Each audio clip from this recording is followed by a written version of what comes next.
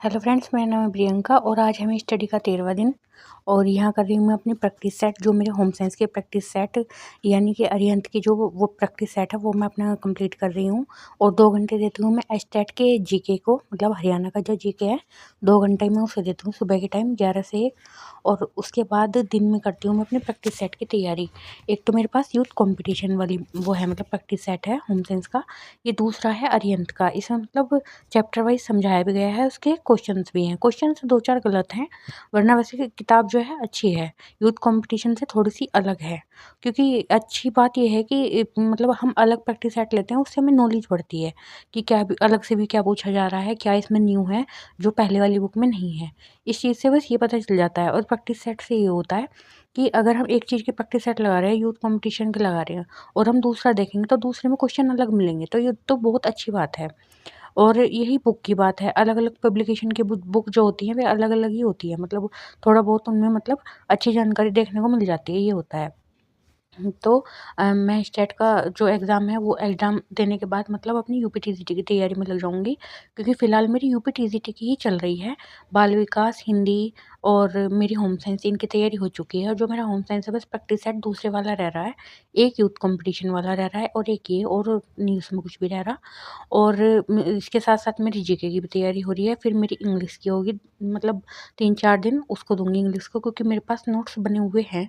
तो उसको मैं पढ़ने में, मतलब अगर हम सुबह 2 या 3 बजे उठ कर के अपनी स्टडी कर रहे हैं 2-3 घंटा वो, और फिर 9 बजे से 11 और फिर 12 से मतलब शाम के 5 तक अगर हम स्टडी कर रहे हैं तो बहुत कुछ मतलब मिल जाता है पढ़ने के लिए।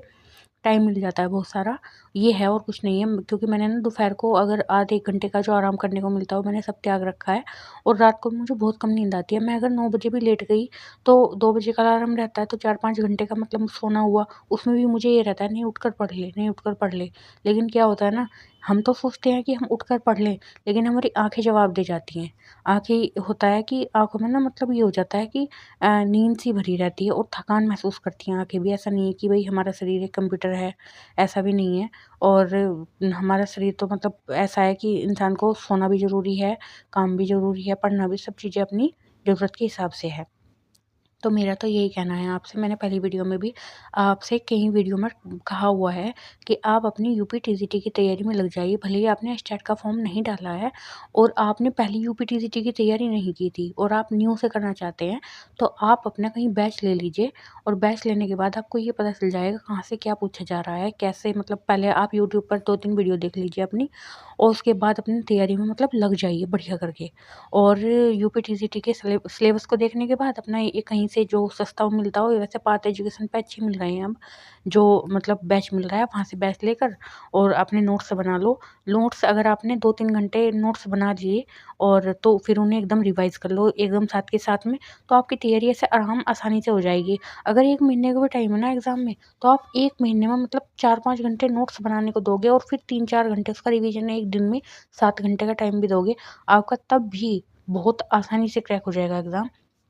तो मैं तो आपसे यही कहना चाहती हूँ कि आप ये मत सोचिए कि हम न्यू हैं और मतलब ये नहीं पता कहाँ से क्या आएगा क्या नहीं, और पहले किसी और जॉब में थे, प्राइवेट में या कैसे भी, और आपके पास टाइम नहीं है, तो आप अपना टाइम निकाल लीजिए ज़रूर। और अपनी ये ना एग्ज़ाम ना तो जो रोज़-रोज़ होते हैं, ना मतलब वैकेंसी निकल रही है ना कुछ, तो आप बस ये ध्यान रखिए कि आपको नंबर लाना है तो लाना है, चाहे वो किसी भी हद तक लाना हो। और देखो ये सब किस्मत की बात है, मैं ये नहीं कहती, लेकिन हर चीज़ में किस्मत तोड़ती है इंसान की। मैं इस चीज़ को मानती हूँ। मेरा एग्ज़ाम था 2021 में और मैं आप इस चीज़ को बिल्कुल सच मानती हूँ। और तब ना तो मेरे पास बेबी था कि हाँ, भई मुझे बेबी का कुछ काम है या कुछ नहीं था। 2021 में फॉर्म निकला था तुरंत के तुरंत ही, मतलब 8 महीने पहले निकला था, लेकिन मैंने ध्यान नहीं दिया था यूपीटीसीटी पर। मैं सीटेट और यूपीटेट का एग्ज़ाम देने के बाद सुपर टेट में लग गई थी। वो हुआ ऐसा था कि 1 टू 5 में ऐड थे, तो चलो उसमें ही लग गए हम। फिर उसमें लगने के बाद मेरा सब कुछ छूटता चला गया। मैं सुपर टेट में लगी तो पता चला 40 दिन में टीजीटी का एग्ज़ाम है। मैंने ना तो कोई कोर्स लिया ना कुछ, और अपनी तैयारी में लगी रही। जैसे मुझे इधर-उधर से मतलब बुक मिली या प्रैक्टिस सेट मिले या कुछ भी, या वीडियो मिली यूट्यूब पर, उनमें मैं लगी रही। क्या हुआ? अंत में मेरा 3 नंबर से रहा। मतलब इतना दुःख हुआ कि मैं आपको बता नहीं सकती। मैंने फिर सोचा इससे तो तू कोर्स ले लेती ना, क्रैश कोर्स चलता है 30-40 दिन का, तो उसमें तेरा क्लियर हो जाता। लेकिन सब भगवान की बात है। और मैं ये सोचती हूँ कि कोई बात नहीं है, भगवान दोबारा मौका देता है। तो थैंक यू वेरी मच आज की वीडियो